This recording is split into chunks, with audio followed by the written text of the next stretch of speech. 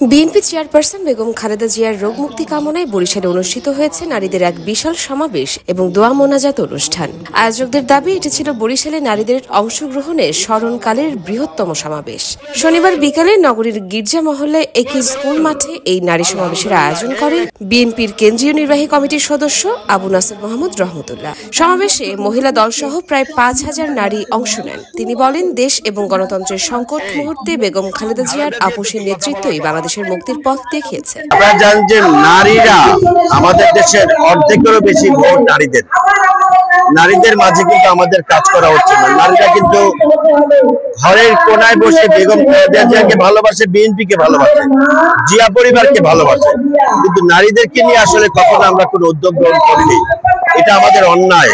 এ সময় আসন্ন নির্বাচনে বিএনপির বিজয়ের প্রত্যাশা ব্যক্ত করেন বক্তারা। অনুষ্ঠানে অংশ নেন বরিশাল জেলা ও মহানগর মহিলা দল এবং ছাত্র দলের নেতৃবৃন্দ।